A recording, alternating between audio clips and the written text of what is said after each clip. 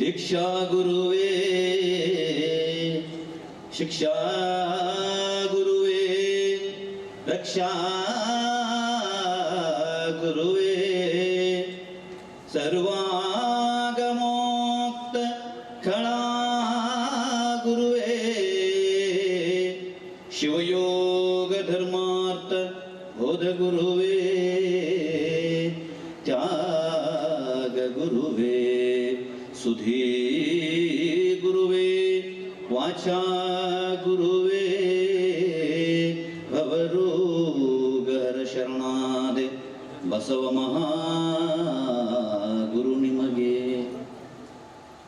ವಿಶ್ವಗುರು ಮಹಾಮಾನವತವಾದಿ ಅರಿವು ಆಚಾರ ಅನುಭವದ ತಳಹದಿಯ ಮೇಲೆ ಭೇದರಹಿತ ಸಮಾಜವನ್ನು ಈ ವಿಶ್ವಕ್ಕೆ ದಯಪಾಲಿಸಿರ್ತಕ್ಕಂಥ ಲಿಂಗಾಯತ ಧರ್ಮ ಸಂಸ್ಥಾಪಕರು ಅಪ್ಪ ಬಸವ ತಂದೆಯನ್ನು ಹೃದಯ ಕಮಲದಲ್ಲಿ ಸ್ಮರಿಸಿಕೊಳ್ಳುತ್ತಾ ಆ ಬಸವ ಮಾರ್ಗದಲ್ಲಿ ಸಾಗಿ ಬಯಲಾದ ಕಲ್ಯಾಣದ ಎಲ್ಲ ಶರಣರಿಗೆ ಹಣೆಮಣಿದು ನಿರ್ಸೋಸಿಯ ಸಮಸ್ತ ಗುರು ಪರಂಪರೆಯ ಎಲ್ಲ ಶಿವಯೋಗಿಗಳಿಗೆ ಪೂಜ್ಯರಿಗೆ ಅನಂತ ಶರಣು ಶರಣಾರ್ಥಿಗಳನ್ನು ಸಮರ್ಪಿಸಿ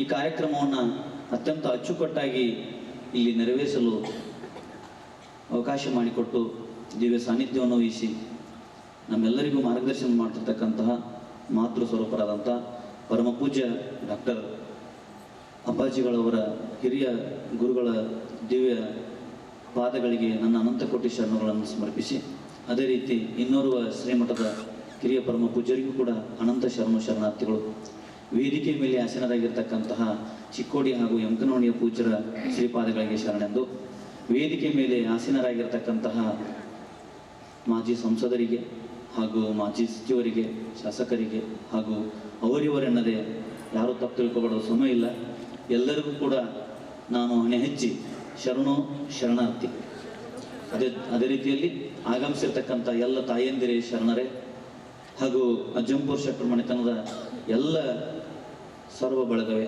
ನಿಮ್ಮೆಲ್ಲರಿಗೂ ನನ್ನ ಅನಂತ ಶರಣು ಶರಣಾರ್ಥಿಗಳು. ಕಮ್ಮಟದ ಪ್ರಾರಂಭದ ಮೊದಲನೇ ದಿನದ ಒಂದು ಮೊದಲನೇ ಗೋಷ್ಠಿ ಇದು ನೋಡ್ರಿ. ಬೇರೆ ಕಡೆ ಎಲ್ಲ ಕಾರ್ಯಕ್ರಮ ಉದ್ಘಾಟನೆ ಅಂದ್ರೆ ಕೇವಲ ಒಂದು ಉದ್ಘಾಟನೆ ಮಾತ್ರ ಮಾಡ್ತಾರ. ಇಲ್ಲಿ ಹೆಂಗಪ್ಪ ಅಂತಂದ್ರೆ ಈ ಕಮ್ಮಟ ಇಷ್ಟು ವರ್ಷ ನಡ್ಕೊಂಡು ಬಂದು ಇವತ್ತು 20ನೇದು ಮೊದಲನೇ ಕಮ್ಮಟದಿಂದ ಇವತ್ತಿನವರೆಗೂ ಕೂಡ ಹೆಂಗೈತಿ ಅಂತಂದ್ರೆ ಉದ್ಘಾಟನಾ ಸಮಾರಂಭ ದಿವಸನೂ ಕೂಡ ಒಂದು ವಿಷಯವನ್ನು ಇಟ್ಟು ಆ ವಿಷಯದ ತಳಹದಿಯ ಮೇಲೆ ಚಿಂತನೆ ಮಾಡಲಿಕ್ಕೆ ಅವಕಾಶ ಮಾಡಿಕೊಟ್ಟಿರ್ತಕ್ಕಂಥ ಯಾವುದಾದ್ರೂ ಒಂದು ಕಮ್ಮಟ ಇತ್ತು ಅಂತಂದ್ರೆ ಅದು ನಮ್ಮ ಶರಣ ತತ್ವ ಕಮ್ಮಟ, ಅಜ್ಜಂಪುರ ಶೆಟ್ಟರ್ ವತಿಯಿಂದ ನಡೀತಕ್ಕಂತಹ ಶರಣ ತತ್ವ ಕಮ್ಮಟದಲ್ಲಿ. ಆ ದಿಶೆಯಲ್ಲಿ ಇವತ್ತಿನ ದಿವಸ ಈಗಿಟ್ಟಿರ್ತಕ್ಕಂಥ ವಿಷಯ ಯಾವುದು ಅಂತಂದ್ರೆ ವಚನಗಳಲ್ಲಿ ಆರೋಗ್ಯ ಮತ್ತು ಆಹಾರದ ಪರಿಕಲ್ಪನೆ. ನಮ್ಮ ಶರಣರನ್ನ ನಾವು ಏನಂತ ಅಧ್ಯಯನ ಮಾಡ್ತೀವಿ ಅಂತಂದ್ರೆ ಅವರು ಆಧ್ಯಾತ್ಮಿಕವಾಗಿ ಹೇಳಿದರು, ಆತ್ಮದ ವಿಚಾರಗಳನ್ನು ಹೇಳಿದರು, ಕಾಯಕ ಸಿದ್ಧಾಂತವನ್ನು ಹೇಳಿದರು. ನನ್ನ ಮೂಲ ನಿಜದ ನೆಲೆಯ ಕುರಿತಾಗಿರ್ತಕ್ಕಂತಹ ನಾನು ಆರು ಅನ್ನತಕ್ಕಂಥದ್ದಕ್ಕ ಶರಣರಷ್ಟು ಸ್ಪಷ್ಟವಾಗಿ ಈ ಜಗತ್ತಿನಲ್ಲಿ ಯಾವ ಸಿದ್ಧಾಂತನೂ ಕೂಡ ಹೇಳೋದಿಲ್ಲ.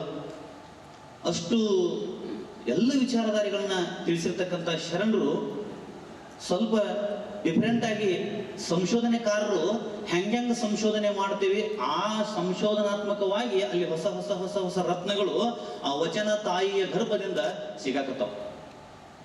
ಆ ದಿಶೆಯಲ್ಲಿ ಶರಣರು ಯಾವುದ್ರ ಬಗ್ಗೆ ಮಾತಾಡಿಲ್ಲ ಹೇಳ್ರಿ, ಎಲ್ಲ ವಿಷಯಗಳ ಬಗ್ಗೆ ಮಾತನಾಡಿದ್ದಾರೆ.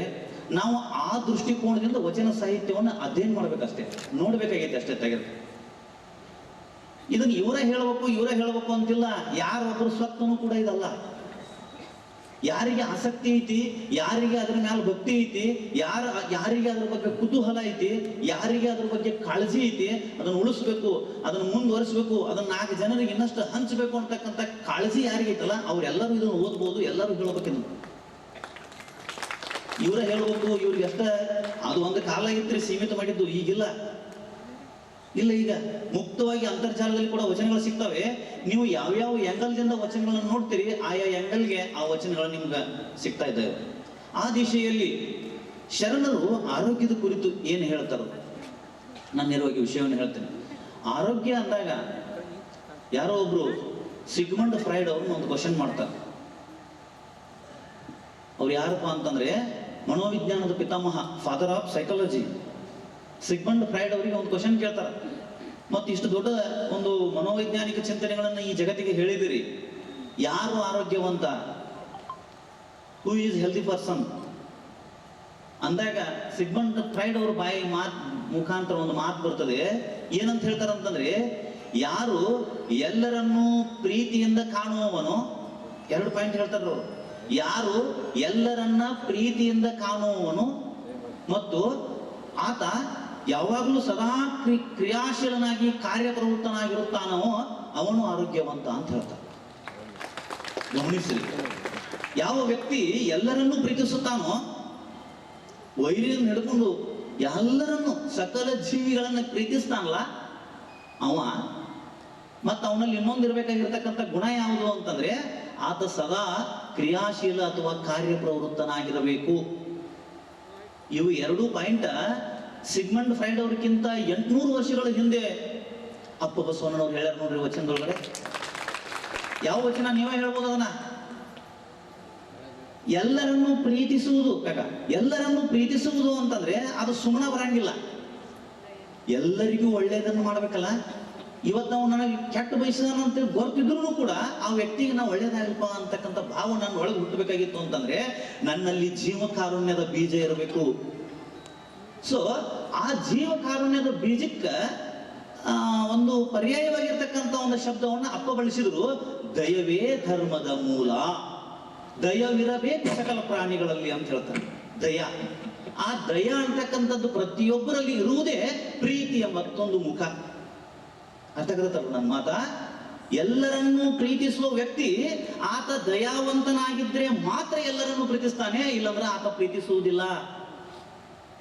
ಆತ ಆರ್ಟಿಫಿಷಿಯಲ್ ಆಗಿ ಪ್ರೀತಿಸಬಹುದು, ಆದ್ರೆ ಮನಸ್ಪೂರ್ವಕವಾಗಿ ಎಲ್ಲರಿಗೂ ಒಳ್ಳೇದಾಗ್ಲಿ ಅಂತಕ್ಕಂಥ ಭಾವ ಅವನಲ್ಲಿ ಬಂದಿತ್ತು ಅಂತಂದ್ರೆ ಈಸ್ ನಥಿಂಗ್ ಬಟ್ ಅ ಶರಣ. ಆತ ಶರಣನಲ್ಲದೆ ಮತ್ತಾರು ಆಗಲು ಸಾಧ್ಯವಿಲ್ಲ. ನೋಡ್ರಿ ಹೆಂಗೈತಿ, ಎಲ್ಲರನ್ನು ಪ್ರೀತಿಸಕ್ಕೆ ಸಾಧ್ಯ ಯಾರಿಗಿದೆ ಅಂತಂದ್ರೆ ಅದು ಶರಣರಿಗೆ ಮಾತ್ರ ಸಾಧ್ಯ. ಯಾಕಂತಂದ್ರೆ ಶರಣರು ಸಕಲ ಜೀವರಾಶಿಗಳಿಗೆ ಲೇಸನ್ನು ಬಯಸಿದರು. ಸಕಲ ಜೀವರಾಶಿಗಳಿಗೆ ಲೇಸು, ಎಲ್ಲ ಮಾನವರಿಗೆ ಒಳಿತಾಗಲಿ, ವಿಶ್ವದಲ್ಲಿರುವ ಎಲ್ಲ ಮಾನವರಿಗೆ ಒಳಿತಾಗಲಿ ಅನ್ನತಕ್ಕಂಥದ್ದನ್ನು ನಾವು ನೋಡಿದ್ದೇವೆ ಈ ದೇಶದಲ್ಲಿ. ಎಲ್ಲ ಜೀವಿಗಳಿಗೆ ಯಾವುದಕ್ಕೆ ಜೀವ ಇದೆಯೋ ಜೀವ ಇರುವ ಪ್ರತಿಯೊಂದಕ್ಕೂ ಕೂಡ ಒಳಿತಾಗಲಿ ಅಂದವ್ರು ಯಾರು ಅಂತಂದ್ರೆ ಕೇವಲ ಶರಣರು ಮಾತ್ರ. ಹಾಗಾಗಿ ಎಲ್ಲರನ್ನೂ ಪ್ರೀತಿಸುವುದು ಒಂದು ಪಾಯಿಂಟ್ ಬಂತು. ಇನ್ನೊಂದು ಸಿಗ್ಮಂಡ್ ಫ್ರೈಡ್ ಅವ್ರು ಹೇಳ್ತಕ್ಕಂಥ ಮಾತನ್ನ, ಸದಾ ಕಾರ್ಯಪ್ರವೃತ್ತನಾಗಿರುವುದಕ್ಕೆ ಅಪ್ಪ ಬಸವಣ್ಣನವ್ರು ಏನ್ ಹೇಳ್ರಿ, ಕಾಯಕ ಸಿದ್ಧಾಂತವನ್ನು ಕೊಟ್ಟರು. ಕಾಯಕ ಇರಲಾರ್ದ ಬದುಕಾಕ ಸಾಧ್ಯ ಇಲ್ಲ ಈ ಭೂಮಿ ಮೇಲೆ ಅಂತ ಹೇಳಿದ್ರು. ಕೃತ್ಯ ಕಾಯಕವಿಲ್ಲದವರು ಭಕ್ತರಲ್ಲ. ಕಾಯಕ ಇರಲಿಲ್ಲ ಅಂತಂದ್ರೆ ಅವ್ನು ಬದುಕಾಕನ ಅನ್ಫಿಟ್, ಅವ್ನು ನಾಲ್ಕೈಕ ಅಂತ ಹೇಳ್ತಾರ. ಕಾಯಕ ಆವುದಾರ ಇರ್ಲಿಲ್ಲ, ಕಾಯಕ ಆವುದಾರೇನು, ಯಾವುದಾರ ಕಾಯಕ ಇಲ್ರಿ, ಕಾಯಕ ಜೀವಿಗಳಾಗಿರ್ಬೇಕು ಅಂತಕ್ಕಂಥದ್ದನ್ನ ಸ್ಪಷ್ಟವಾಗಿ ಹೇಳ್ತಾರೆ ಸರ್. ಇನ್ನು ಆಧುನಿಕ ಈ ಮಾಡರ್ನ್ ಯುಗದಲ್ಲಿ ಆರೋಗ್ಯದ ಒಂದು ಪರಿಕಲ್ಪನೆಯನ್ನ WHO ಹೇಳ್ತದೆ, ವರ್ಲ್ಡ್ ಹೆಲ್ತ್ ಆರ್ಗನೈಸೇಷನ್. ಇದು ವಿಶ್ವಸಂಸ್ಥೆಯ ಅಂಗಸಂಸ್ಥೆಯಾಗಿ ಈ ಜಗತ್ತಿಗೆ ಆರೋಗ್ಯದ ಒಂದು ಕಾನ್ಸೆಪ್ಟ್ ಅನ್ನು ಕೊಟ್ಟು ಆ ಆರೋಗ್ಯದ ಕುರಿತು ಶರಣರು ಏನ್ ಹೇಳ್ಯಾರ ಅಂತಕ್ಕಂಥ 1-2 ಮಾತುಗಳನ್ನು ನಿಮ್ಮ ಜೊತೆಗೆ ಕೊಟ್ಟ ಸಮಯದೊಳಗೆ ನಾನು ಮಾತು ಮುಗಿಸ್ತೇನೆ. ಒಬ್ಬ ವ್ಯಕ್ತಿ, ಅದು ಹೇಳ್ತದೆ WHO, ವ್ಯಕ್ತಿ ದೈಹಿಕವಾಗಿ, ಮಾನಸಿಕವಾಗಿ, ಸಾಮಾಜಿಕವಾಗಿ ಮತ್ತು ಭಾವನಾತ್ಮಕವಾಗಿ ಆತ ಸುಸ್ಥಿತಿಯಲ್ಲಿ ಇದ್ದರೆ ಆತ ಆರೋಗ್ಯವಂತ ಅಂತ ಹೇಳ್ತಾರೆ. ದೈಹಿಕವಾಗಿ ಆರೋಗ್ಯ, ಮಾನಸಿಕವಾಗಿ ಆರೋಗ್ಯ, ಭೌತಿಕವಾಗಿ ಆರೋಗ್ಯ ಮತ್ತು ಮಾನಸಿಕವಾಗಿರ್ತಕ್ಕಂಥ, ಸಾಮಾಜಿಕವಾಗಿರ್ತಕ್ಕಂಥ ಆರೋಗ್ಯ, ಈ ರೀತಿಯಲ್ಲಿ ಆರೋಗ್ಯವಂತನಾಗಿದ್ದರೆ ಆತ ಆರೋಗ್ಯ ಅಂತ ಹೇಳ್ತಾರೆ. ಅಕ್ಕಮಹಾದೇವಿ ತಾಯಿ ಹೇಳ್ತಾಳೆ, ನಡೆ ಶುಚಿ, ನುಡಿ ಶುಚಿ, ತನು ಶುಚಿ, ಮನ ಶುಚಿ, ಭಾವ ಶುಚಿ, ಇಂತಿ ಪಂಚಶುಚಿಯಾಗಿರ್ತಕ್ಕಂಥ ಮರ್ತ್ಯದಲ್ಲಿ ಮಿಂದ ನಿಮ್ಮ ಶರಣರ ಮುಖವ ತೋರಾಯನಿಗೆ ಚೆನ್ನ ಮಲ್ಲಿಕಾರ್ಜುನ ದೇವ ಅಂತ. ಇವು 5 ಶುಚಿಯಾಗಿರ್ತಕ್ಕಂಥವ್ರು ಬೇಕು, ಅವರು ಆರೋಗ್ಯವಂತರು ಅಂತಕ್ಕಂಥದ್ದನ್ನ ಮಹಾದೇವಿ ಅಕ್ಕ ಹೇಳ್ತಾರೆ. ಹಂಗಾರೆ ಇದು ಎಲ್ಲದಕ್ಕೂ ಬೇಸಾಗಿರ್ತಕ್ಕಂತಹ ನನ್ನ ದೈಹಿಕವಾಗಿರ್ತಕ್ಕಂಥ ಆರೋಗ್ಯವನ್ನು ನಾ ಹೆಂಗೆ ಕಾಪಾಡಿಕೊಳ್ಬೇಕು, ಮಾನಸಿಕವಾಗಿರ್ತಕ್ಕಂಥ ಆರೋಗ್ಯವನ್ನು ಯಾವ ರೀತಿಯಾಗಿ ಕಾಪಾಡಿಕೊಳ್ಬೇಕು. ದೈಹಿಕ ಮತ್ತು ಮಾನಸಿಕವಾಗಿರ್ತಕ್ಕಂಥ ಆರೋಗ್ಯ ಸರಿಯಾಗಿತ್ತು ಅಂತಂದ್ರೆ ಅದು ಭಾವನಾತ್ಮಕವಾಗಿರ್ತಕ್ಕಂಥ ಆರೋಗ್ಯ ಚೆನ್ನಾಗಿರ್ತದೆ. ಇವು ಮೂರು ಚೆನ್ನಾಗಿತ್ತು ಅಂತಂದ್ರೆ ಆ ವ್ಯಕ್ತಿ ಸಮಾಜದಲ್ಲಿ ಸರಿಯಾದ ರೀತಿಯಲ್ಲಿ ಆತ ವರ್ತಿಸ್ತಾನೆ, ಆತನ ಸಾಮಾಜಿಕವಾಗಿರ್ತಕ್ಕಂತಹ ಆರೋಗ್ಯನೂ ಕೂಡ ಚೆನ್ನಾಗಿರ್ತದೆ. ಇದೆಲ್ಲಕ್ಕೂ ಬೇಸ್ ಯಾವುದು ಅಂತಂದ್ರೆ ನಾವು ಸ್ವೀಕರಿಸುವ ಆಹಾರ ಅಂತಕ್ಕಂಥದ್ದನ್ನ ಮಹಾದೇವಿ ಅಕ್ಕನೇ ಹೇಳ್ತಾರೆ ನೋಡ್ರಿ, ಆಹಾರವ ಕಿರಿದು ಮಾಡಿರನ್ನು. ಎಷ್ಟು ಅದ್ಭುತವಾಗಿ ಹೇಳ್ತಾರೆ. ಯಾಕಂತಂದ್ರೆ ಯಾವ ಹೊಲದಾಗ ಬೆಳೆಗೆ ಹೆಂಗ ನಾವು ಗೊಬ್ಬರ ಹಾಕ್ತೀವಿ ಆ ರೀತಿಯಾಗಿ ಆ ಬೆಳೆ ಬೆಳೆದಿದೆ. ನಾವು ಹೆಂಗೆ ಇನ್ಪುಟ್ ಕೊಡ್ತೀವಿ ಹಂಗಾದ್ರೆ ಔಟ್ಪುಟ್ ಹೊರಗಡೆ ಬರ್ತೀವಿ. ಹಾಗೆ ಈ ದೇಹದಲ್ಲಿರ್ತಕ್ಕಂತಹ ಮನಸ್ಸು, ಆ ಮನಸ್ಸಿನ ಆಳದಲ್ಲಿರ್ತಕ್ಕಂತಹ ಸ್ವಭಾವ, ಇವೆಲ್ಲವೂ ನಿಂತಿರುವುದು ನಾವು ಸ್ವೀಕರಿಸತಕ್ಕಂಥ ಆಹಾರದ ಮ್ಯಾಲ ಅಂತಕ್ಕಂಥದ್ದು ಮಹಾದೇವಿ ಅಕ್ಕನ ವಾದ. ಅದಕ್ಕೆ ಒಂದು ಅದ್ಭುತ ವಚನ ಹೇಳ್ತಾರೆ, ಆಹಾರವ ಕಿರಿದು ಮಾಡಿರನ್ನ ಆಹಾರವ ಕಿರಿದು ಮಾಡಿ. ಬಹುತೇಕ ಅವಾಗ ಹೇಳಿರ್ಬೋದು ನೋಡ್ರಿ. ಆಹಾರ ಎಷ್ಟು ಅದ್ಭುತ ಐತಿ ಅಂತಂದ್ರೆ ನಾವು ಹೆಂಗ್ ಮಾಡಕತ್ತೇವೆ ಗೊತ್ತೇನ್ರಿ. ಈ ದೇಶದ ಒಂದು ಪರಿಸ್ಥಿತಿ ಹೆಂಗೈತಿ ಅಂತಂದ್ರೆ ಒಬ್ರು ಹೇಳ್ತಾರ, ಎಷ್ಟೋ ಜನ ತಾವು ತಿಂದಿರತಕ್ಕಂಥ ಆಹಾರವನ್ನ ಕರಗಿಸಿಕೊಳ್ಳೋದಕ್ಕೋಸ್ಕರವಾಗಿ ಸುತ್ತಾಡ್ತಾರೆ. ತಿಂದಂತ ಆಹಾರವನ್ನ ಕರಗಿಸಿಕೊಳ್ಳೋದಕ್ಕೋಸ್ಕರವಾಗಿ ಸುತ್ತಾಡ್ತಕ್ಕಂಥವ್ರದ್ದು ಒಂದು ವರ್ಗ, ಆಹಾರವನ್ನ ಹುಡುಕುತ್ತಾ ಸುತ್ತಾಡ್ತಕ್ಕಂಥವ್ರದ್ದು ಮತ್ತೊಂದು ವರ್ಗ. ಅರ್ಥ ಮಾಡ್ಕೊಡ್ರಿ, ಆ ವರ್ಗ ಯಾವುದು, ಈ ವರ್ಗ ಯಾವುದು ನಿಮ್ಮ ಚಿಂತನೆಗೆ ಬಿಡ್ತಮ್ಮ. ತಿಂದ ಆಹಾರವನ್ನು ಕರಗಿಸಿಕೊಳ್ತಕ್ಕಂಥದ್ದು ಒಂದು ವರ್ಗ ಆದ್ರೆ, ಒಂದು ಹೊತ್ತಿನ ಪ್ರಸಾದಕ್ಕೋಸ್ಕರವಾಗಿ ಕಾಯಕ ಮಾಡುತ್ತಾ ಸುತ್ತಾಡಿ ಕಾಯಕದಿಂದ ಬಂದಂತ ಪ್ರತಿಫಲದಿಂದ ಪ್ರಸಾದವನ್ನು ಸ್ವೀಕರಿಸ್ತಕ್ಕಂಥ ಕಾಯಕ ಜೀವಿಗಳ ಮತ್ತೊಂದು ವರ್ಗ. ಅದಕ್ಕಾಗಿ ಅಕ್ಕ ಹೇಳೋದು, ಆಹಾರವ ಕಿರಿದು ಮಾಡಿರನ್ನ ಆಹಾರವ ಕಿರಿದು ಮಾಡಿ. ಏನಾಗ್ತದೆ ಕಿರಿದು ಮಾಡ್ಲಿಲ್ಲ ಅಂತಂದ್ರೆ? ಆಹಾರ ಬಿಡ್ರಿ ಅಂತ ಹೇಳಿಲ್ಲ, ತಪ್ಪು ತಿಳ್ಕೊಬೇಡ್ರಿ. ಮತ್ತ ಕಿರಿದು ಮಾಡ್ರಿ, ಕಡಿಮೆ ಉಣ್ರಿ ಅಂತ ಹೇಳ್ತಾರ ಅವ್ರು. ಆಹಾರವ ಕಿರಿದು ಮಾಡಿ ಆಹಾರದಿಂದ ವ್ಯಾಧಿ ಹಬ್ಬಿ ಬಲಿಯುವುದಯ್ಯ. ವ್ಯಾಧಿ ಅಂದ್ರೆ ರೋಗ, ಕಾಯಿಲೆ. ಆಹಾರ ಹೆಚ್ಚಿಗೆ ಆಯ್ತು ಅಂತಂದ್ರೆ ಕಾಯಿಲೆ ಹೆಚ್ಚಾಗ್ತತಿ. ಉದಾಹರಣೆ, ಸಣ್ಣದೊಂದು ಉದಾಹರಣೆ ಹೇಳ್ತಾನೆ, ಬಹಳ ಇದು ದೊಡ್ಡ ಕಾನ್ಸೆಪ್ಟ್ ಇದು. ಏನು 30 ನಿಮಿಷ 20 ನಿಮಿಷದಲ್ಲಿ ಹೇಳೋದಲ್ಲ, ಕೇವಲ ಇದು ಒಂದೇ ಒಂದು ವಿಷಯ ಇಟ್ಕೊಂಡು ಕಮ್ಮಟ ಮಾಡ್ಬೋದು ಅಂತ ಒಂದು ಕಾನ್ಸೆಪ್ಟ್ ಇದು. ಆರೋಗ್ಯದ ಕಲ್ಪನೆ ಶರಣರ ಪರಿಭಾಷೆಯಲ್ಲಿ ಒಂದು ಸಣ್ಣದ್ ನೋಡ್ರಿ, ಆಹಾರ ಹೆಚ್ಚಿಗೆ ತಿಂದ್ರೆ ಏನಾಗ್ತತಿ. ತಾವೆಲ್ಲ ಇಲ್ಲಿ ಕಲ್ತಿರ್ತಕ್ಕಂಥವ್ರು ಬಹಳಷ್ಟು ಜ್ಞಾನಿಗಳಿದ್ದೀರಿ. ಆಹಾರ ಈ ದೇಹಕ್ಕೆ ಎಷ್ಟು ಕ್ಯಾಲರಿ ಬೇಕಲ್ಲ ಅಷ್ಟನ್ನ ತಗೊಳ್ತೈತ್ರಿ. ಉಳ್ದದ್ದನ್ನ ಇಲ್ಲಿ ಏನ್ ಮಾಡ್ತೈತಪ್ಪ ಅಂತಂದ್ರೆ ಸ್ಟೋರ್ ಮಾಡಿ ಇಟ್ಕೊಳ್ತೈತಿ. ಆ ಸ್ಟೋರ್ ಮಾಡಿ ಇಟ್ಕೊಂಡಂತದ್ರ ಪರಿಸ್ಥಿತಿ ಏನಾಕತಿ ಅಂತಂದ್ರೆ ಮನುಷ್ಯ ಹಂಗ ಅಡ್ಡ ಉದ್ದ ದಪ್ಪ ಸ್ಟಾರ್ಟ್ ಆಗಿಬಿಟ್ಟು ಎಷ್ಟು ಬೇಕಲ್ಲ ಇದಕ್ಕೆ ಅಷ್ಟು ತಗೊಳ್ತದ. ನಾವೇನ್ ಮಾಡತ್ತವು, ಅದಕ್ಕೆ ಎಷ್ಟು ಬೇಕಾಗಿತ್ತಲ್ಲ ಅಷ್ಟು ಕೊಡಾಕತ್ತಿಲ್ಲ. ತಟ್ಟೆ ನೋಡಿ ಉಣ್ಣಾತವ್, ನಾವು ಹೊಟ್ಟಿ ಕೇಳಿ ಊಟ ಮಾಡಾಕತ್ತಿಲ್ಲ ನೋಡ್ರಿ. ತಟ್ಟೆ ನೋಡಿ ಊಟ ಮಾಡ್ಬಾರ್ದು, ಹೊಟ್ಟಿ ಕೇಳಿ ಊಟ ಮಾಡ್ಬೇಕಂತ. ತಟ್ಟೆ ಒಳಗೆ ಎಲ್ಲ ಇರ್ತತಿ, ಎಲ್ಲಾನು ತಿನ್ಬೇಕು ಅನಿಸ್ತತಿ. ಬಟ್ ನನಗೆ ಯಾವ್ದು ಬೇಕಾದ್ರೆ ನಾನು ಹೊಟ್ಟೆ ಹಸದದ್ದು ಇಲ್ಲೋ. ಅದಕ್ಕೆ ಸರ್ವಜ್ಞ ಬಹಳ ಅದ್ಭುತವಾದಂತ ಒಂದು ಮಾತು ಹೇಳ್ತಾನೆ, ಹಸಿಯದಿರೆ ಉಣಬೇಡ, ಹಸಿದು ಮತ್ತಿರಬೇಡ. ಏನ್ ಅದ್ಭುತ ಹೇಳ್ತಾನ್ರಿ, ಹಸಿಯದಿರೆ ಉಣಬೇಡ. ನಿನಗೆ ಹಸಿವು ಆಗಿಲ್ಲ ಅಂತಂದ್ರೆ ಉಣ್ಣಾಕ್ ಹೋಗ್ಬೇಡ, ಏನ್ ಅವಶ್ಯಕತೆ ಇಲ್ಲ ಅಂತ ಹೇಳ್ತಾರೆ. ಹಸಿದು ಮತ್ತಿರಬೇಡ, ಹಸಿದಿತ್ತ ಊಟ ಮಾಡುತ್ತಲೇ ಇರಬೇಡ, ಊಟ ಮಾಡು. ಬಿಸಿ ಬೇಡ, ತಂಗಳು ಉಣ್ಣಬೇಡ. ನೋಡ್ರಿ ಚೆನ್ನಾಗತ್ತ, ಬಹಳ ಸುಡುತಕ್ಕಂಥ ಬಿಸಿ ಬಿಸಿಯಾಗಿರ್ತಕ್ಕಂಥದ್ದನ್ನು ಉಣ್ಣಾಕ್ ಹೋಗ್ಬೇಡ, ತಂಗಳದನ್ನು ಉಣ್ಣಾಕ್ ಹೋಗ್ಬೇಡ. ಬಿಸಿ ಬೇಡ, ತಂಗಳು ಉಣ್ಣಬೇಡ. ಇದನ್ನು ಫಾಲೋ ಮಾಡಿದ್ದೇ ಅದೇ ಅಂತಂದ್ರೆ ವೈದ್ಯನ ಗಸನೇ ಬೇಡ ಅಂತ ಸರ್ವಜ್ಞ. ಡಾಕ್ಟರ್ ಅವಶ್ಯಕತೆ ಇಲ್ಲ ಅಂತ ಹೇಳಿ ಊಟದ ವಿಚಾರದೊಳಗೆ. ಅದಕ್ಕಾಗಿ ತಾಯಿ ಅಕ್ಕ ಹೇಳೋದು ಕೂಡ ಅದೇ, ಹಸಿಯದೆ ಆಹಾರವ ಕಿರಿದು ಮಾಡಿರನ್ನ ಆಹಾರವ ಕಿರಿದು ಮಾಡಿ ಆಹಾರದಿಂದ ವ್ಯಾಧಿ ಹಬ್ಬಿ ಬಲಿಯುವುದಯ್ಯ. ಆಹಾರದಿಂದ ನಿದ್ರೆ, ನೋಡ್ರಿ ಹೆಂಗ ಹೇಳ್ತಾರ, ಆಹಾರದಿಂದ ನಿದ್ರೆ, ನಿದ್ರೆಯಿಂದ ತಾಮಸ, ತಾಮಸದಿಂದ ಅಜ್ಞಾನ, ಅಜ್ಞಾನದಿಂದ ಮೈಮರಹು. ಕಾಯವಿಕಾರ, ಕಾಮವಿಕಾರ, ಮನೋವಿಕಾರ, ಭಾವವಿಕಾರ, ಇಂದ್ರಿಯ ವಿಕಾರವನ್ನುಂಟು ಮಾಡಿ ಸೃಷ್ಟಿಗೆ ತಹುದಾದ ಕಾರಣ ಕಾಯದ ಅತಿ ಪೋಷಣೆ ಬೇಡ. ಅಕ್ಕಮದೇವಿ ತಾಯಿ ಹೇಳೋದು, ಕಾಯದ ಅತಿ ಪೋಷಣೆ ಮೃತ್ಯುವೆಂದುದು. ಜಪ ತಪ ಧ್ಯಾನ ಪೂಜೆಗೆ ಸೂಕ್ಷ್ಮದಿಂದ ತನು ಮಾತ್ರವಿದ್ದರೆ ಸಾಲದೆ ಕ್ವಶನ್ ಮಾರ್ಕ್ ಐತಿ. ಅಲ್ಲ ಎದಕ್ಕೆ ಬಂದತಿ ಶರೀರ? ಸಾಧನೆ ಮಾಡಲು ಇರ್ತಕ್ಕಂತಹ ಒಂದು ಸಾಧನ. It is on instrument for achievement. ಸಾಧನೆ ಮಾಡಾಕ ಪರಮಾತ್ಮ ಕೊಟ್ಟಿರ್ತಕ್ಕಂತಹ ಒಂದು ಸಾಧನ ಇದು. ಅದಕ್ಕೆ ಹೇಳ್ತಾರ ಅವರು, ಚನ್ನಮಲ್ಲಿಕಾರ್ಜುನನ ಒಲಿಸ ಬಂದ ಕಾಯ ಪ್ರಸಾದ ಕಾಯವ ಕೆಡಿಸದೇ ಉಳಿಸಿಕೊಳ್ಳಿರಯ್ಯ. ಇದನ್ನ ಕೆಡಿಸುತ್ತೆ ಉಳಿಸಿಕೊಡ್ರಿ ಅಂತ ಹೇಳ್ತಾರೆ. ನೋಡ್ರಿ ಆ ವಚನ ಹೆಂಗೆ ಡೆವಲಪ್ ಆಗ್ತದೆ. ಆಹಾರದಿಂದ ನಿದ್ರೆ ಆಗ್ತದೆ, ನಿದ್ರೆಯಿಂದ ಅಜ್ಞಾನ ಹೆಚ್ಚಾಗ್ತದೆ, ಅಜ್ಞಾನದಿಂದ ಮೈ ಮರೆಯುವಿನಿಂದ ಕಾಮ ವಿಕಾರ ಉಂಟಾಗ್ತದೆ. ಕಾಮ ಇಟ್ ಮೀನ್ಸ್ ಆಸೆ, ಬಯಕೆ ಉಂಟಾಗ್ತತಿ. ಬೇಕನ್ನಕ್ಕೆ ಚಾಲು ಮಾಡ್ತತಿ. ಅದು ಏನು ಮಾಡಕ್ ಹಸ್ತತಿ ಅಂತಂದ್ರೆ ನನ್ನ ಕೈ ಸಿಗಲಾರ್ದದ ಜೊತೆಗೆ ಬೆನ್ನ ಹಚ್ಚಕ್ ಹಸ್ತತಿ. ಕಾಯ ವಿಕಾರವನ್ನು ಉಂಟು ಮಾಡ್ತತಿ, ಮನೋವಿಕಾರವನ್ನು ಉಂಟು ಮಾಡ್ತತಿ, ಇಂದ್ರಿಯ ವಿಕಾರವನ್ನು ಉಂಟು ಮಾಡ್ತತಿ. ಇಂದ್ರಿಯ ವಿಕಾರವನ್ನು ಉಂಟು ಮಾಡಿ ಸೃಷ್ಟಿಗೆ ತಹುದಾದ ಕಾರಣ ಕಾಯದ ಅತಿ ಪೋಷಣೆ ಬೇಡ.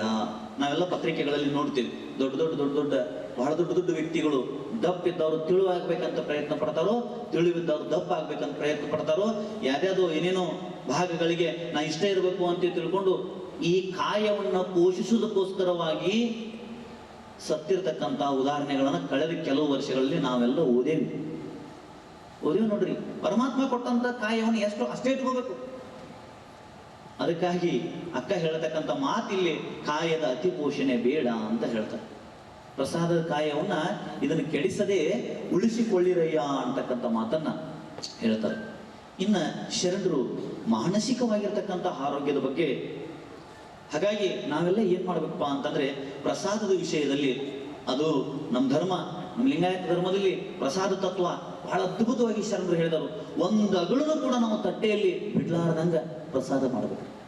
ನಾವು ಬೇರೆದವ್ರ ಉದಾಹರಣೆ ಕೊಡ್ತೇವೆ, ಯಾರ್ಯಾರ್ದೋ ಒಬ್ಬೊಬ್ರು ಉದಾಹರಣೆ ಕೊಡ್ತೇವೆ. ದರಾ ಬೇಂದ್ರೆ ಬಗ್ಗೆ ಒಬ್ರು ಹೇಳಿದ್ರು, ಅವ್ರು ಸೂಜಿ ಮತ್ತು ಒಂದು ವಾಟಕ ನೀರು, ಒಂದು ಗ್ಲಾಸ್ ವಾಟರ್ ಇಟ್ಕೊಂಡು ಕುದುರ್ತಿದ್ರು ಪ್ರಸಾದ. ಯಾಕಂತಂದ್ರೆ ಊಟ ಮಾಡ್ತಕ್ಕಂಥ ಪ್ರಸಾದವನ್ನು ತಗೊಳ್ತಕ್ಕಂಥ ಸಂದರ್ಭದಲ್ಲಿ ಅಪ್ಪಿತಪ್ಪಿ ಏನಾದರೂ ತಟ್ಟೆಯ ಆಸುಪಾಸಿನಲ್ಲಿ ಕೆಳಗಡೆ ಅನ್ನದ ಅಗಳು ಬಿದ್ದಿತ್ತು ಅಂತಂದ್ರೆ ಆ ಸೂಜಿಯಿಂದ ಆ ಅಗಳನ್ನು ಎದ್ದಿ ತಗೊಂಡು ಆ ನೀರಿನೊಳಗೆ ಎದ್ದಿ ಬಾಯಿಗೆ ಇಟ್ಕೊಂಡು ಊಟ ಮಾಡ್ತಿದ್ರು. ಅದು ಅವ್ರಿಗೆ ಇತ್ತು ಆ ಕಲ್ಪನೆ. ನಮ್ಮ ಗುರುಗಳು ಹೇಳ್ಯಾರಲ್ರಿ, ಬಸವ ತಂದೆ ಪ್ರಸಾದ ಒಂದಿಷ್ಟು ಕೆಡಿಸ್ಬೇಡ್ರಿ. ಕೂಡಲ ಸಂಗನ ಶರಣ ನೆನೆಯುತ್ತಲುಂಡಡೆ ಕರಣ ವೃತ್ತಿಗಳು ಅಡಗುವವು ಅಂತ ಹೇಳ್ತಾರೆ. ಕರಣ ವೃತ್ತಿಗಳು ಮನ ಬುದ್ಧಿ ಚಿತ್ತ ಅಹಂಕಾರ ಇವೇನು ಋಣಾತ್ಮಕವಾಗಿ ಹರಿತಕ್ಕಂಥ ಅಧೋಮುಖ ಐತಲ್ಲ, ಅವು ಬದಲಾಗಿ ಅವು ಊರ್ಧ್ವಮುಖಕ್ಕೆ ಇರ್ತಾವಂತ. ಶರಣರನ್ನು ನೆನೆಯುತ್ತಾ ಉಂಡಡೆ, ಇಂತಹ ಒಂದು ಪ್ರಸಾದ ತತ್ವವನ್ನ ನಮ್ಮ ಲಿಂಗಾಯತ ಸಿದ್ಧಾಂತ ಪ್ರತಿಪಾದಿಸ್ತದೆ.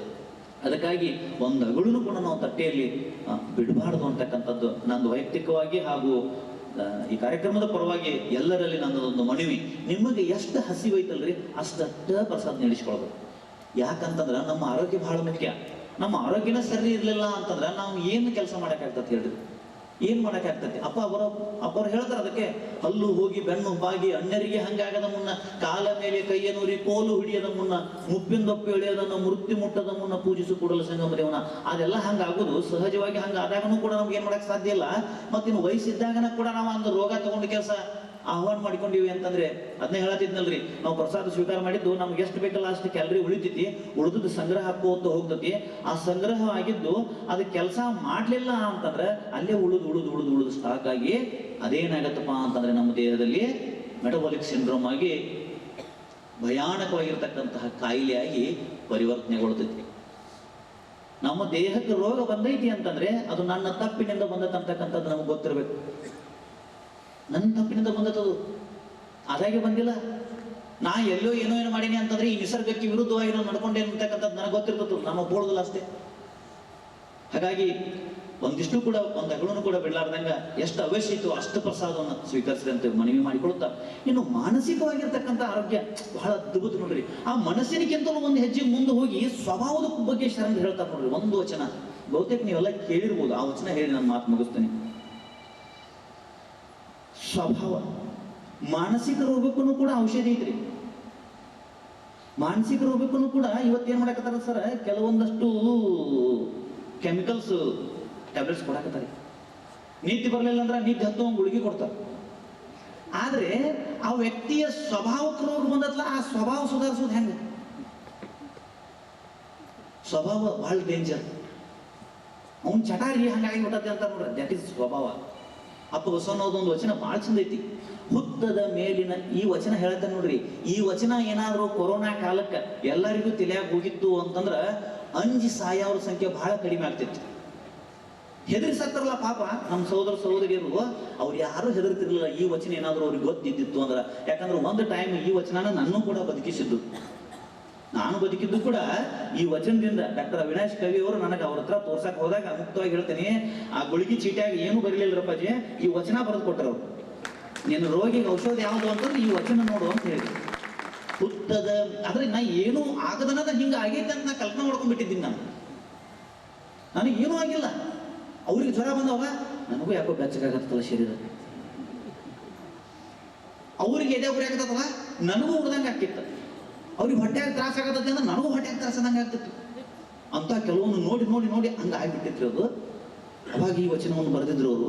ಅದನ್ನ ಹೆಂಗೆ ಚಿಂತನೆ ಆಯ್ತು ಅಂದ್ರೆ, ಹುತ್ತದ ಮೇಲಿನ ರಜ್ಜವ ಮುಟ್ಟಿದಡೆ ಸಾವರು ಶಂಕಿತರು, ಸರ್ಪದಷ್ಟವಾದರೂ ಸಾಯರು ನಿಶಂಕಿತರಾದವರು. ಎಲ್ಲಿಂದ ಹೊಳಿತೀರಿ ಅಪ್ಪ ಬಸವಣ್ಣವ್ರಿಗೆ ಮಾತುಗಳೆಲ್ಲ? ಅವ್ರಿಗೆ ಒಂದ್ಸಾರಿ ಚಪ್ಪಾಳೆ ತಟ್ರಿ, ಬಸವನಿಗೋಸ್ಕರವಾಗಿ ಒಂದ್ಸಾರಿ ಜೋರಾಗಿ ಚಪ್ಪಾಳೆ. ಹುತ್ತದ ಮೇಲಿನ ರಜ್ಜವ ಮುಟ್ಟಿದಡೆ ಸಾವರು ಶಂಕಿತರು, ಸರ್ಪದಷ್ಟವಾದರೂ ಸಾಯರು ನಿಶಂಕಿತರಾದವರು. ನಿಮ್ಮ ಶಂಕಿತಂಗೆ ಪ್ರಸಾದವು ಸಿಂಗಿ ಕಾಳಿ ಕೂಟ ವಿಷವಯ್ಯ. ಕೂಡಲ ಸಂಗಮತೆ ಎರಡು ಸಾಲ ಐತಿ, ಅಷ್ಟು ಚಂದ ಐತಿ ನೋಡ್ರಿ. ಯಾರು ಸಂಶಯ ಪಡ್ತಾರ ನೋಡ್ರಿ. ಒಬ್ಬ ರಾತ್ರಿ ವೇಳೆ ಹೊಂಟಿದ್ದಂತ, ರಾತ್ರಿ ವೇಳೆ ಈ ಊರಿನಿಂದ ಮತ್ತೊಂದು ಊರಿಗೆ ಹೋಗ್ಬೇಕಾದಂತ ಸಂದರ್ಭದಲ್ಲಿ ಒಂದು ಹಾವಿನ ಹುತ್ತಿತ್ತು. ಆ ಹುತ್ತದ ಮೇಲೆ ಒಂದು ಹಗ್ಗ ಬಿದ್ದಿತ್ತು. ಅಲ್ಲಿ ಒಂದು ಸಣ್ಣ ಕಟ್ಟಿಗೆ ತುಂಡ ಅಂತ ಇಂಥ ಏನೇನೋ ಸಿಬರು ಬಿದ್ದಿದ್ದು. ಅವ ಅದನ್ನು ತುಳಿದು ಬಿಟ್ರಿ. ತುಳಿದು ಅವ ಏನ್ ಮಾಡಿದ, ಆಗಿನ ಕಾಲದೊಳಗೆ ಬ್ಯಾಟ್ರಿ ಇರಲಿಲ್ಲ, ನೋಡ್ಲಿಲ್ಲ. ಅಲ್ಲಿ ನಾ ಹುತ್ತದ ಮೇಲೆ ದಾಟಿ ಹೊಂಟಿನಿ, ನನ್ನ ಹಾವನ ಕಡಿತು ಅಂತ ತಿಳ್ಕೊಂಡು ಅವ ಹಂಚ್ಕೊಂತ ಮನೆಗೆ ಹೋಗ್ಬಿಡ್ಕೆ ಏನಾಗಿಬಿಟ್ಟಿದ್ರವ, ಹಾರ್ಟ್ ಅರೆಸ್ಟ್ ಆಗಿ ಕಲಾಸ್. ವಿಷ ಏರಿ ಅಲ್ಲದ, ವಿಷ ಹೇರಿದಿಲ್ಲ, ಭಯದಿಂದ ಫುಲ್ ಹೆದರಿ ಎನ್ಸೈಟಿ ಅಂತ ಇರ್ತಾರಲ್ಲ, ಅದು ಅತಿ ಆದಾಗ ಅತಿಯಾಗಿರ್ತಕ್ಕಂಥ ಭಯದಿಂದ ಏನಾಗ್ತಪ್ಪ ಅಂತಂದ್ರೆ ಹೃದಯ ತಾನು ಕೆಲಸ ಮಾಡೋದನ್ನು ಬಂದ್ ಮಾಡಿಬಿಡ್ತತ್ತು, ಕಲಾಸ್. ಬಳಕ್ ಬೇಕಾಗಿಲ್ಲ ಒಂದ್ ಸೆಕೆಂಡ್. ಹುತ್ತದ ಮೇಲಿನ ರಜ್ಜವು ಮುಟ್ಟಿದರೆ ಸಾವರು ಶಂಕಿತರು. ಅವ ಶಂಕಿತವ, ಅವ ನಂಬಿಕೆ ಇಲ್ಲ. ಸರ್ಪ ದಷ್ಟವಾದರೂ ಸಾಯರು ನಿಶಂಕಿತರಾದವರು. ಇನ್ನೊಬ್ಬ ಅದ ಹಾದಿ ಹಿಡ್ದು ಹೊಂಟಿದ್ದ, ಅವಂಗ ನಿಜವಾಗ್ಲೂ ಕೂಡ ಹಾವು ಕಡ್ದತಿ. ಬಟ್ ಅವ ಹೆಂಗ ಲಕ್ಷ ವಯಸ್ಸಾನ ಗೊತ್ತೈತೇನ್ರಿ, ಅದನ್ನ ತಾನು ಒಳಗಡೆ ಬಿಟ್ಕೊಂಡಿಲ್ಲ ಅವ್ ಮನುಷ್ಯನಾಗ. ಹುತ್ತದ ಮೇಲೆ ಬರತಿದ್ನಿ, ಏನು ಮುಳ್ಳ ಕೊಳ್ಳ ಬಿದ್ದಿರ್ಬೇಕು, ಸುಂಚಿರ್ಬೇಕು, ಹಾವನ ಅಂತ ಯಾಕೆ ತಿಳ್ಕೋದು, ನಡಿ ಮನೆಗೆ ಹೋಗಿ ನೋಡಿರಾತ ಅಂತ ಹೇಳ್ಕೊಂಡು ಮನೆಗೆ ಬಂದಿದ್ದು ಸ್ವಲ್ಪ ಪ್ರಗತಿ ಬಂದಿತ್ತು. ಇರುವತ್ತಾಕ ತೋರಿಸ್ಕೊಳ್ಳೋಕೆ ಸ್ವಲ್ಪ ಅಂತೇಳಿ ಮನ್ಯಾಗ ಹೇಳಿದ್ರು. ಅವಾಗ ದವಾಖಾನೆಗೆ ಹೋದ, ಡಾಕ್ಟರ್ ತೋರಿಸಿದ, ಆರಾಮದ. ಅವ ಬದುಕಿದ, ಹಾವು ಕಡಮ ಬದುಕಿದ, ಹಾವು ಕಡಿದಾರದಂತಹ ಒಬ್ಬ ವ್ಯಕ್ತಿ ತೀರ್ಕೊಂಡ. ಶಂಕಿತಂಗೆ ಪ್ರಸಾದವೂ ಸಿಂಗಿ ಕಾಳಿ ಕೂಟ ವಿಷವಯ್ಯ. ಮತ್ತು ತತ್ವ ಇದೆ ಇಲ್ಲಿ ವಚನದಲ್ಲಿ. ಶಿವಯೋಗ ಮಾಡಿದಾಗ ನಮ್ಮ ಅಂತರಂಗದಲ್ಲಿ ತಯಾರಾಗತಕ್ಕಂತ ಏನು ಆ ಪರಮ ಪ್ರಸಾದ ಇದೆಯೋ, ಆ ಪರಮ ಪ್ರಸಾದವನ್ನು ಕೂಡ ಶಂಕೆಯುಳ್ಳತಕ್ಕಂತಹ ವ್ಯಕ್ತಿ ಅದನ್ನು ಪ್ರಸಾದ ಅಂತ ಅನ್ಕೋಲಿಲ್ಲ ಅಂತಂದ್ರೆ ಅವಾಗ ಪ್ರಸಾದ ಆಗೋದಿಲ್ಲ, ಅವಾಗ ಅದು ವಿಷಯ ಆಗ್ತತಿ ಅಂತ ಹೇಳ್ತಾರೆ ಬಸವಣ್ಣವರು. ಈ ವಚನ ಐತ್ ನೋಡ್ರಿ, ಇದು ಸ್ವಭಾವಕ್ಕೆ ಔಷಧ ಕೊಡ್ತಕ್ಕಂಥ ವಚನ. ಅದಕ್ಕೆ ಧೈರ್ಯದಿಂದ ಇರ್ಬೇಕಂತ. ಯಾವುದೇ ಸಂದರ್ಭ ಆದ್ರೂ ಕೂಡ ಅದನ್ನು ಎದುರಿಸ್ಬೇಕಾದಾಗ ಧೈರ್ಯದಿಂದ. ಆಗಲೇ ಮಕ್ಕಳು ಒಂದು ವಚನ ಹೇಳಿದ್ರು ನೋಡ್ರಿ, ಹಡಪದಪ್ಪನವ್ರ ವಚನ ಇರಬೇಕು, ನಿಂದೆ ಗಂಜಿ ಓಡಬೇಡ. ಮುಂದೆ ಇನ್ನೊಂದು ಲೈನ್ ಬಂತ್ರಿ, ಹೊಗಳಿಕ್ ಯಾರ ನಿಂದೆ ಮಾಡಕತ್ತಾರ ಅಂತಂದ್ರೆ ಹೆದರಿ ಓಡಾಕು ಹೋಗಬೇಡ, ನೀನು ವಾದ ಹೊಗಳಿದ್ರಂತೆ ತಿಳ್ಕೊಂಡ ಅದಕ್ಕೆ ಒಬ್ಬಾಕು ಹೋಗಬೇಡ ಅಂತ ಆ ವಚನ. ಹಾಗಾಗಿ ಆ ಸ್ವಭಾವವನ್ನ ಬದಲಾವಣೆ ಮಾಡತಕ್ಕಂತಹ ಚಿಂತನೆಯನ್ನು ಕೂಡ ಶರಣರು ಹೇಳಿದ್ರು. ಅದಕ್ಕಾಗಿ ಅಕ್ಕ ಇನ್ನೊಂದು ವಚನ ಬಹಳ ಚೆನ್ನಾಗಿದೆ. ಅಕ್ಕನ ವಚನ, ಲೋಕದ ಚೇಷ್ಟೆಗೆ ರವಿ ಬೀಜವಾದಂತೆ ಕರಣಂಗಳ ಚೇಷ್ಟೆಗೆ ಮಣ ಬೀಜ. ನೋಡ್ರಿ, ಸಿಗ್ಮಂಡ್ ಫ್ರೈಡನ್ಗಿಂತ ಮುಂಚೆನ ಏನ್ ಮಾಡ್ಯಾರಪ್ಪ ಅಂತಂದ್ರೆ ವಚನ, ಇಂತಹ ವಚನಗಳನ್ನ ಹೇಳಿದ್ರು. ಹೇಳಿ ಏನ್ ಮಾಡ್ಯಾರಪ್ಪ ಅಂತಂದ್ರೆ ಈ ಜಗತ್ತಿಗೆ ಸತ್ಯವನ್ನು ಹೇಳಿರ್ತಕ್ಕಂಥವ್ರು ಶರಣರು. ಅದಕ್ಕೆ ವರ್ತನೆ ವಿಜ್ಞಾನ ಅಂತಕ್ಕಂಥದ್ದನ್ನ, ಲೋಕದ ಚೇಷ್ಟೆಗೆ ರವಿ ಬೀಜ ಹೆಂಗೋ ಅಂದ್ರೆ ದ್ಯುತಿ ಸಂಶ್ಲೇಷಣೆ ಕ್ರಿಯೆ ನಡೆದ ಆಹಾರವನ್ನು ಉತ್ಪಾದಿಸಿ ಈ ಜಗತ್ತಿಗೆ ತನಗೂ ಕೂಡ ಮತ್ತು ಜಗತ್ತಿಗೆ ಆಹಾರವನ್ನು ಹೆಂಗ ಸಸ್ಯವರ್ಗ ಕೊಡ್ತದೆಯೋ, ಅದಕ್ಕೆ ಸೂರ್ಯ ಹೆಂಗ ಮೂಲೋ, ಹಂಗೆ ನಮ್ಮ ಕರ್ಣಗಳಂತಂದ್ರೆ ನಮ್ಮ ಇಡೀ ಮನಸ್ಸಿಗೆ, ನಮ್ಮ ಪಂಚ ಅಂತಃಕರಣಗಳಿಗೆ ಕಾರಣ ನಮ್ಮ ಮನಸ್ಸು. ಆ ಮನ ನಿಮ್ಮಲ್ಲಿ ಎಡೆಬೆರೆದ ಬಳಿಕ ನನಗೆ ಬಹು ಉಂಟೆ ಚೆನ್ನ ಮಲ್ಲಿಕಾರ್ಜುನ ದೇವ ಅಂತ ಹೇಳ್ತಾರೆ. ಆ ಮನ ಎಲ್ಲಿ? ಲಿಂಗದಲ್ಲಿ. ನಮ್ಮ ಸಂಪೂರ್ಣ ಆರೋಗ್ಯದ ಗುಟ್ಟ ಅಡಗಿರುವುದು ಎಲ್ಲಿ ಅಂತಂದ್ರೆ ಅದು ಶಿವಯೋಗದಲ್ಲಿ. ಲಿಂಗ ಪೂಜೆ ಒಳಗೆ ಆರೋಗ್ಯ ಐತ್ರಿ. ನಾವು ಕೂತ್ಕೊಳ್ತಾ ನೋಡ್ರಿ, ಇಲ್ಲಿ ಮಜ್ಜನ ಮಾಡ್ಬೇಕಾದ್ರೆ ಹೇಳ್ತು, ಸಜ್ಜನಳಾಗಿ ಮಜ್ಜನ ಕೆರೆವೆ, ಶಾಂತಳಾಗಿ ಪೂಜೆ ಮಾಡುವೆ, ಸಮರತಿಯಿಂದ ನಿಮ್ಮಯ್ಯ ಹಾಡುವೆ. ಜನ್ಮಸನವ್ರು ಹೇಳ್ತಾರೆ ನೋಡ್ರಿ, ಕಾಮಿ ಮಜ್ಜನ ಕೆರೆದರೆ ರಕ್ತದ ಧಾರೆ, ಕ್ರೋಧ ಉಳ್ಳತಕ್ಕಂತ ಒಂದು ಪುಷ್ಪವನ್ನು ಏರಿಸಿದ ಅಂತಂದ್ರೆ ಇರಿದಲಗು ಅಂತ ಹೇಳ್ತಾರೆ. ಆ ಲಿಂಗಯ್ಯನಿಗೆ ಚಾಕೋ ಚುಚ್ಚಿದಂಗಂತದ್ದು. ಸಿಟ್ಟು ಮಾಡ್ಕೊಂಡು ಒಂದು ಹೂ ಏರಿಸಿದೆ ಅಂತಂದ್ರೆ ಚಾಕೋ ಚುಚ್ಚಿದಂಗ. ಏನ್ ಫಿಲಾಸಫಿ? ಅದಕ್ಕೆ ಲಿಂಗ ಪೂಜೆ ಮಾಡ್ಕೊಳ್ಬೇಕಾದ್ರೆ ಏನ್ ಸಮಾಧಾನದಿಂದ ಕುಂದಿರ್ತೇವೆ ನೋಡ್ರಿ. ಸಮಾಧಾನದಿಂದ ಕುಂತಾಗ ಬೆನ್ನು ಕತ್ತು ನೇರವಾಗಿರ್ತೈತಿ. ಲಿಂಗವನ್ನು ನಿರೀಕ್ಷಣೆ ಮಾಡ್ತೇವೆ, ಸಮಾಧಾನದಿಂದ ನೋಡ್ತೇವಲ್ಲ. ಆ ನೋಡ್ಬೇಕಾದಂತ ಸಂದರ್ಭದಲ್ಲಿ ನಾಳೆ ಅಪ್ಪಾಜಿಯವ್ರು ಹೇಳ್ತಾರೆ, ಬೆಳಗಿನ ಗುರುಗಳು ಶಿವಯೋಗದಲ್ಲಿ ಹೇಳ್ತಾರೆ, ನೇರವಾಗಿ ಕುಂತಾಗ ನಮ್ಮ ದೇಹ ಮತ್ತು ಮನಸ್ಸು ಒಂದು ಸಮಸ್ಥಿತಿಯಲ್ಲಿ ಒಂದೇ ರೇಖೆಯಲ್ಲಿ ಹೇಳ್ತಾರೆ ನೋಡ್ರಿ. ಮನಸ್ಸನ್ನು ಇಲ್ಲಿ ತಂದು ಕಂಗಳಲ್ಲಿ ಮನವನ್ನಿರಿಸಿ ಅಂತ ಬರ್ತದೆ ವಚನದಲ್ಲಿ, ಕಂಗಳಲ್ಲಿ ಮನವನ್ನಿರಿಸಿ ಅಂತ. ಆ ಸ್ಥಿತಿಗೆ ಬಂದಾಗ ನಮ್ಮ ದೇಹದಲ್ಲಿ ಇರ್ತಕ್ಕಂಥ ಏನು ಹಾರ್ಮೋನ್ಸ್ಗಳು ಅದಾವಲ್ರಿ, ಆ ಎಲ್ಲ ಹಾರ್ಮೋನ್ಸು ಕರೆಕ್ಟಾಗಿ ಕೆಲಸ ಮಾಡ್ತಾವ. ಅವಾಗ ಆ ದೇಹ ಹೆಂಗಾಗ್ತತಿ ಅಂತಂದ್ರೆ ಅಲ್ಲಿ ಯಾವುದು ಕಾಯಿಲೆ ಬರಕ್ಕೂ ಸಾಧ್ಯ ಇಲ್ಲ, ಇದ್ರೂ ಬಿಟ್ಟು ಹೋಗ್ಬಿಡ್ತಾವ. ನಮಗೆ ಯಾಕಪ್ಪ ಅಂತಂದ್ರೆ ನಾವು ಅದನ್ನ ನಂಬಾಕತ್ತಿಲ್ಲ, ಆ ಒಂದು ದಿಶೆ ಒಳಗೆ ನಾವು ಮಾಡಕತ್ತಿಲ್ಲ. ಅದಕ್ಕಾಗಿ ಇವತ್ತು ಏನಾಗ್ಬೇಕಾಗಿದೆ ಅಂತಂದ್ರೆ ಶಿವಯೋಗ ಹಂಗ ಲಿಂಗ ಕಟ್ಕೋರಿ ಚಲೋ ಆಕತ್ತೆ ಅಂತ ಹೇಳೋದು ಬೇಕಾಗಿಲ್ಲ. ಶಿವಯೋಗವನ್ನು ಮಾಡ್ಕೊಂಡೇನಿ, ನನಗಿಂತ ಸಾಧನೆ ಆಗೈತಿ, ನಾ ಹಿಂಗ ಬದಲಾಗಿದ್ದೇನು, ಬಾ ನಿನಗೂ ಕಲಿಸ್ತೇನೆ ಅಂತ ಹೇಳಾಕ ತಯಾರಾಗಪ್ಪ. ಅವಾಗ ನಮ್ದೇನಾಗ್ತತಿ ಅಂತಂದ್ರೆ ನಮ್ಮ ಧರ್ಮ, ನಮ್ಮ ಈ ಒಂದು ಸಿದ್ಧಾಂತ, ನಮ್ಮ ಆಚರಣೆ, ನಮ್ಮ ಶಿವಯೋಗ, ನಮ್ಮ ಇಷ್ಟಲಿಂಗ ಅಂತ ಇದು ವೈಜ್ಞಾನಿಕತೆ, ಇದನ್ನ ಜಗತ್ತಿಗೆ ನಾವು ಹೇಳಕ್ ಸಾಧ್ಯ ಐತಿ. ಅದಕ್ಕಾಗಿ ಆ ಒಂದು ಕ್ಷಣ ಶಿವಯೋಗ ಸಂದರ್ಭದಲ್ಲಿ ನಾವು ಹೆಂಗಾಗ್ತದೆ ಅಂತಂದ್ರೆ ನನ್ನ ಮೂಲವನ್ನ ಸ್ಪರ್ಶಿಸಿ ಬರ್ತದೆ ಆ ಕ್ಷಣ. ಅದಕ್ಕೆ ಅದು ಕಾಯ ಪ್ರಸಾದ ಕಾಯ ಆಗ್ತದೆ. ಈ ರೀತಿಯಾಗಿರ್ತಕ್ಕಂಥದ್ದು ಆರೋಗ್ಯದ ಗುಟ್ಟನ್ನ ಶರಣರು ಇಲ್ಲಿ ತೋರಿಸಿಕೊಟ್ಟಿದ್ದಾರೆ. ಅದಕ್ಕಾಗಿ ಆಹಾರ ಮತ್ತು ಆರೋಗ್ಯದ ವಿಷಯದಲ್ಲಿ ಇನ್ನೂ ಸಾಕಷ್ಟು ವಚನಗಳು ಬರ್ತವೆ, ನೀವು ಅಧ್ಯಯನ ಮಾಡ್ರಿ ಅಂತ ಕೇಳ್ಕೊಳ್ತಾ. ಮತ್ತ ಇಲ್ಲಿರ್ತಕ್ಕಂಥವ್ರಿಗೆ ನಾವೇನು ಕಲಿಸೋಷ್ಟು ದೊಡ್ಡವರಲ್ಲ. ಯಾಕಂತಂದ್ರೆ ನಮ್ದು ಇದು ಉಳಿಕೆನೂ ಅಲ್ಲ. ಬಂದ ತಕ್ಷಣ ಇಲ್ಲಿ ವಾತಾವರಣ ಎಲ್ಲವನ್ನು ನೋಡಿದಾಗ ಇಲ್ಲಿಂದ ನಾವು ಕಲ್ಕೊಂಡು ಹೋಗುದು ಬಹಳಷ್ಟಿದೆ. ಇಲ್ಲಿ ಶ್ರೀಮಠದಿಂದ ಬಹಳ ಅಚ್ಚುಕಟ್ಟಾಗಿ ಪರಮ ಪೂಜ್ಯ ಮಹಾಸನ್ನಿಧಿ ಅಪ್ಪಾಜಿ ಅವರು ಬಹಳ ಅದ್ಭುತವಾಗಿ ಇಲ್ಲೆಲ್ಲ ಕೆಲಸ, ಪ್ರಸಾದದ ಅಚ್ಚುಕಟ್ಟತನ ಆಗಿರ್ಬೋದು, ಒಂದಿಷ್ಟು ಕೂಡ ಎಲ್ಲೂ ಇದಿಲ್ಲ ರೀ. ನಾವು ಏನಾರು ಒಂದು ಸಲ್ಬೇಕಾದ್ರೂ ಮನಸ್ಸು ಬರತ್ತಲ್ಲಿ, ಏನೋ ಒಂದು ಸಣ್ಣ ಒಂದು ಹಾಳಿ ಕೂಡ ಹೋಗ್ಯಾಕ ಮನಸ್ಸು ಬರ್ತಾ ಇಲ್ಲ. ಅಷ್ಟು ಸ್ವಚ್ಛತೆಯಿಂದ, ಅಷ್ಟೊಂದು ಅಚ್ಚುಕಟ್ಟಾಗಿ ಇಲ್ಲಿ ಒಂದು ಕಾರ್ಯಕ್ರಮ ಜರುಗ್ತಾ ಇದೆ. ಅಂತಹ ಪರಮ ಪೂಜ್ಯರ ಒಂದು ಮಾರ್ಗದರ್ಶನದಲ್ಲಿ ನಾವು ಹೆಚ್ಚು ಇನ್ನಷ್ಟು ಜ್ಞಾನವನ್ನು 2-3 ದಿನಗಳ ಕಾಲ ತೆಗೆದುಕೊಳ್ಳೋಣ ಅಂತ ಹೇಳ್ತಾ, ಅಪ್ಪಾಜಿಯವರು ನಾವು ದೂರದಿಂದ ನೋಡ್ತಿದ್ದು ಅಂತಹ ಪೂಜ್ಯರ ಶ್ರೀಮಠದಲ್ಲಿ ಅವರ ಶಿಶು ಮಕ್ಕಳಾಗಿ ನಾವು ಈ ಒಂದು ಕಾರ್ಯಕ್ರಮದಲ್ಲಿ ಪಾಲ್ಗೊಂಡಿದ್ದೇ ಕೂಡ ನಮ್ಮದ ಒಂದು ಹೆಮ್ಮೆ. ಅದ್ರ ಬಗ್ಗೆ ನಮ್ಮ ಸರ್ ಹೇಳ್ತಿದ್ರು.